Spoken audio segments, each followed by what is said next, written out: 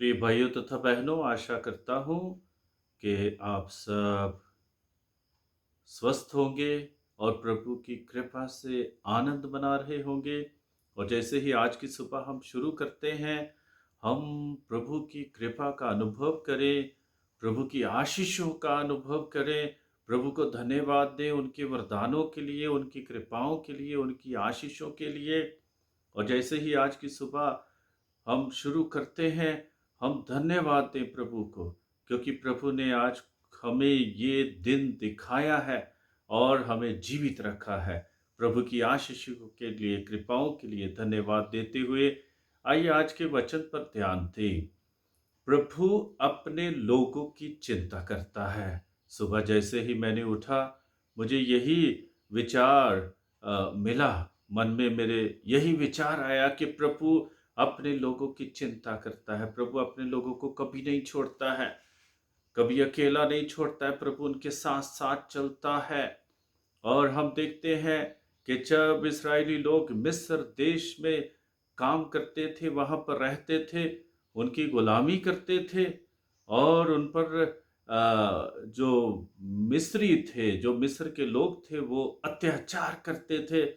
और तब प्रभु मूसा को चुनते हैं, जो मूसा उनके नबी हैं, और उनको चुनते हैं और कहते हैं कि मैंने अपने लोगों की पीड़ा को देखा है, मैंने अपने लोगों के दुख को देखा है, मैंने अपने लोगों की चिंताओं को देखा है, मैंने अपने लोगों की परेशानियों को देखा है, मैंने अपने लोगों के दुखों को देखा है। इसलिए मैं तुझे भेजना चाहता हूँ, उन्हें उस गुलामी की दास्ता से छुड़ाकर उन्हें आज़ाद कीजिए, उन्हें स्वतंत्र कीजिए, ताकि वे स्वतंत्रता में जीवन प्राप्त करें और हमेशा मेरी आराधना करें, मेरी स्तुति करें। प्रभु प्रभु इस्राएली जनता को मिस्र देश से निकाल कर लाते हैं, उनकी गुलामी से छुड़ाते हैं और उन्हें एक स्वतंत्र जीवन प्रदान करते हैं।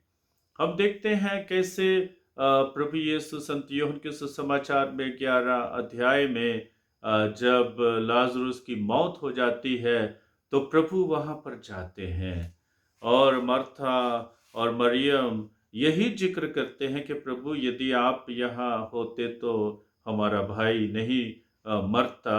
लेकिन हम अभी भी विश्वास करते हैं कि अंतिम दिन, न्याय के दिन लाजरुस जी उठेगा।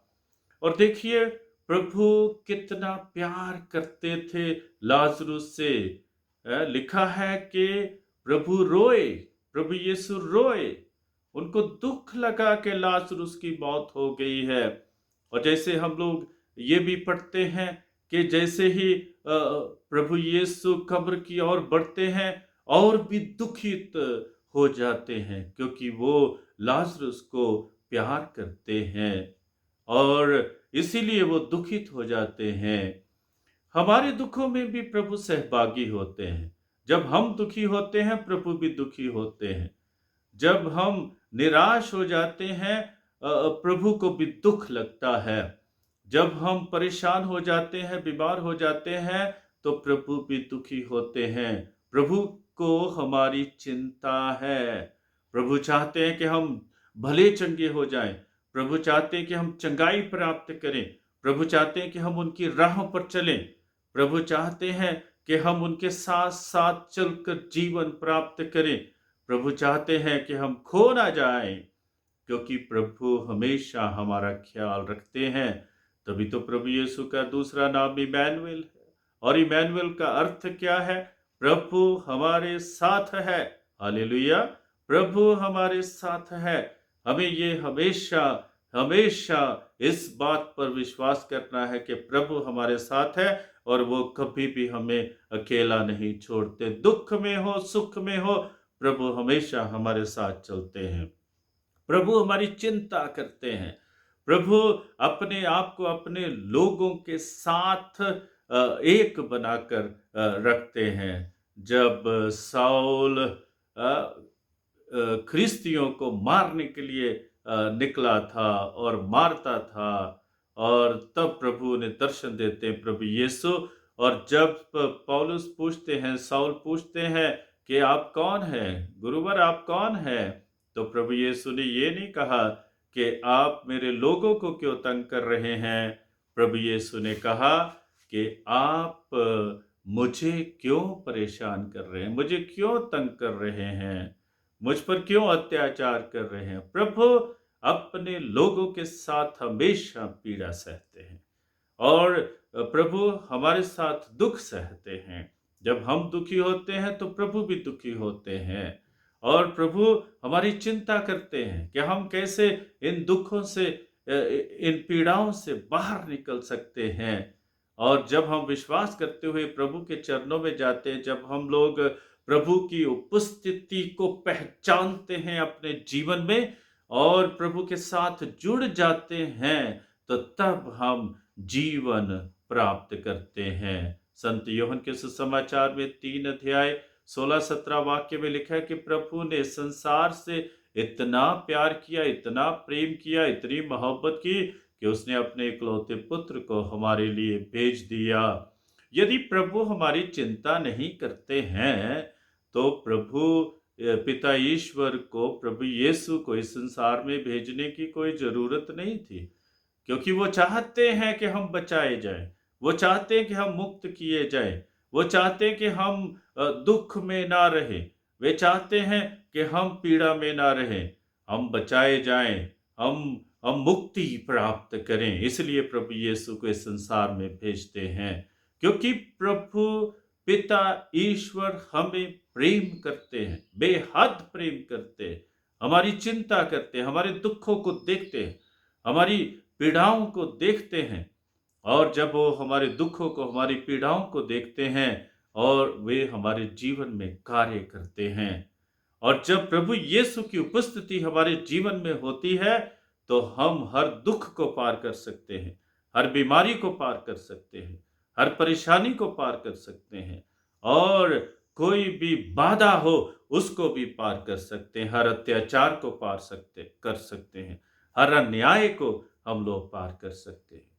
आज विशेष रूप से सोचे, प्रभु हमें कितना प्यार करते हैं, प्रभु हमें कितनी आशीषें देते हैं, और हम उन आशीषों को, प्रभु के प्रेम को, प्रभु की चिंता को समझ नहीं पाते हैं।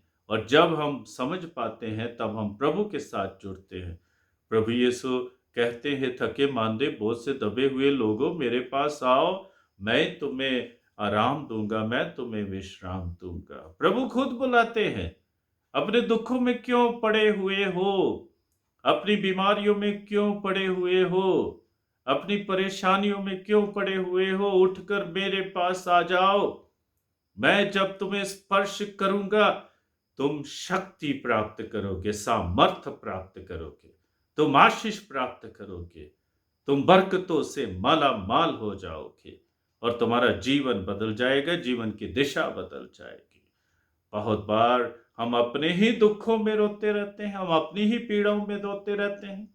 बहुत बार हम प्रभु को पहचानते नहीं और प्रभु की उपस्थिति का आभास नहीं करते। जब हम लोग प्रभु की उपस्थिति का आभास नहीं करते हैं, पहचानते नहीं हैं प्रभु की उपस्थिति को, तो हम दुखों में आगे बढ़ते जाते हैं। लेकिन जब हम प्रभु के दामन को थाम लेते हैं, जब हम लोग प्रभु के हाथ को पकड़ लेते हैं, तो कितने भी दुख क्यों ना आ जाएं, कितनी भी मुसीबतें क्यों ना आ जाएं, कितनी भी बीमारियां क्यों ना आ जाएं, कितना भी अत्याचार क्यों ना सहना पड़े, कितना भी अन्याय क्यों ना सहना पड़े, फिर भी हम खुशी से सहेंगे। क्यों? क्योंकि प्रभु हमारे साथ है। वो हमें हिम्मत देते हैं, ताकत देते हैं, सामर्थ देते हैं, शक्ति देते हैं और एक नई दिशा देते हैं कि हम दुखों को हम लोग खुशियों में बदल सकते हैं, बीमारियों को हम लोग चंगाई में बदल सकते हैं, परेशानियों को हम लोग अवसर में बदल सकते हैं, और जो भी चुनौतियां हमारे जीवन में आती है उन्हें हम पार करते हुए, उनका सामना करते हुए सफलता का जीवन हम लोग जी सकते हैं। प्रिय भाइयों तथा बहनों, आज का दिन शुभ हो, आज का दिन प्रभु की कृपा के अनुकूल हो, आज का दिन प्रभु की उपस्थिति से भरपूर हो, आज का दिन प्रभु की आशीषों से भरा हो, और आज का दिन खुशी का हो, आनंद का हो, प्रभु की कृपाओं का हो, प्रभु के रहम का हो, प्रभु की रहमत का हो। यही मैं आज कामना करता हूँ, यही प्रार्थना करता हूँ और आशा है कि प्रभु आपके साथ-साथ चलेंगे और आप ज़रूर प्रभु को अपने जीवन में पहचानेंगे और खुशियों से भरपूर, आनंद से भरपूर जीवन पाएँगे। आमीन।